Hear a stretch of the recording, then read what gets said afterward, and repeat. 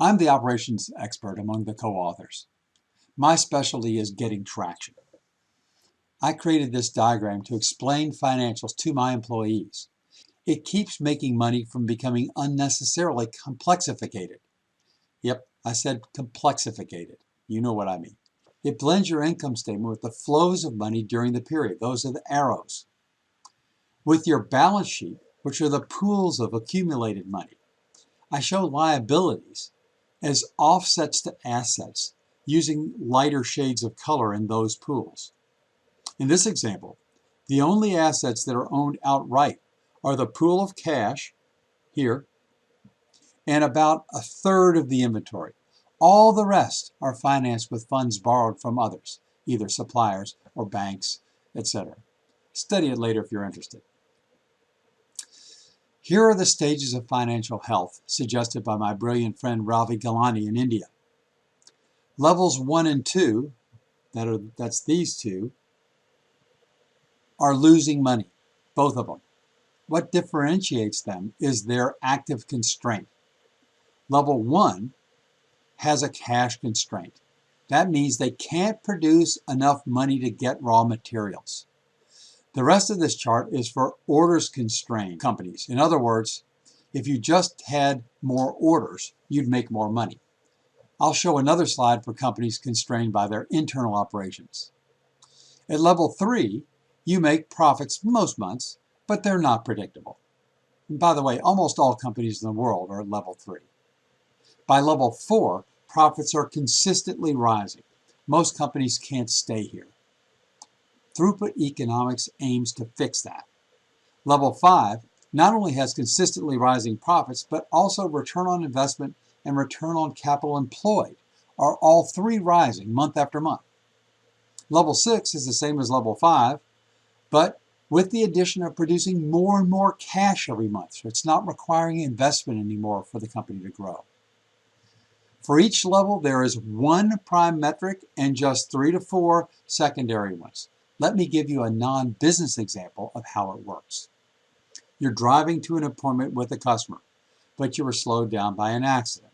And now you've gotten off the interstate on an exit, but not as far down the highway as the one you planned to take.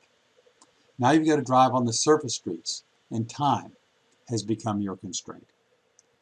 So you might still make it, but only if you speed. Speed is your prime metric. Secondary metrics are the oil pressure gauge and tire pressure, because if either of them drops to 0, the engine will blow up or your tires will fall off and you won't get there at all. Another secondary metric is seeing a police patrol car, because if you're given a ticket, you'll be even later. So now let me share with you what you should be measuring in each one of these situations. Be sure now, when the situation changes, when you move from one level to another, to tell your employees that the metrics have changed and why. So when you're truly cash constrained, getting more cash is more important than making a profit. You want to produce cash to develop the time to make the changes needed to earn a profit. At level 2, you're losing money, but can still find enough cash to pay the supplier. So the prime metric is net profit. Do anything you can to get it. If you must buy too much, a big quantity, for example, to get a lower cost, and you have the money to do it, go for it. On time in full is what we mean by OTIF. If you're trying to measure people's protective capacity, just make sure they aren't responding too slowly. And that's about the only way I know. There's no real way to know how much people can perform, but if they are consistently slow to respond, that's a signal that they may be running out of capacity. If they are, then choke the flow of improvements. In other words, restrict what you ask them to do at the same time and take non-value added work out. That may create enough capacity. If it doesn't, then you know you've got them overloaded. Same for level 3, except now measure the rate that net profit is growing month over month instead of net profit in terms of dollars per month.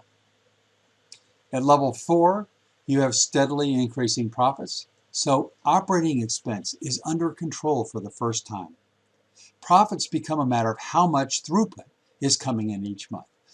Notice operations productivity, T over OE, is an efficiency metric. It becomes a secondary metric for the first time. And you're supposed to be trusted now, by the time you're this good, not to focus on that as a primary metric. So you're not trying to cook the figure, you're just observing to make sure that you don't go on a spending spree that wipes out the steadily increasing throughput. Once you're at level 5, everything's going right.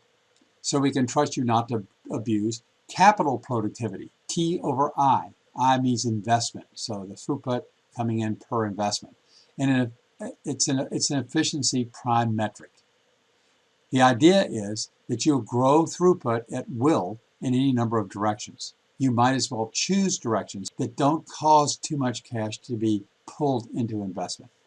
This leaves you money to grow faster. And at level 6, you're smarter than me. You can measure whatever you measure to get to level 6. And please show up, because I like to ask you a series of questions. So anybody who's level 6, call me or send me emails and let me know. I'll give you my email address at the end. When there's a constraint inside your business, in other words, some internal resource can't keep up with the orders you have, could be equipment, could be a person or group of people, you'll need this slide and not the previous one. All I'll do here to avoid repetition is explain the new metrics. For level 1, they're exactly the same. But in level 2, overall equipment effectiveness, you can Google. But 100% means producing without wasting any time. In other words, without being out of production at all, without slowing the performance design speed, or producing bad quality. For level 3 companies, add throughput percent. That's throughput divided by sales. If you can't fill all the orders you have anyway, you might as well make what earns you the most T. Level 4. By the way, few companies ever get this far, as I mentioned, for any extended period of time. Level 5 is like before, as is level 6. So here's the 10th lesson from the presentation. Have one prime metric that changes as you improve.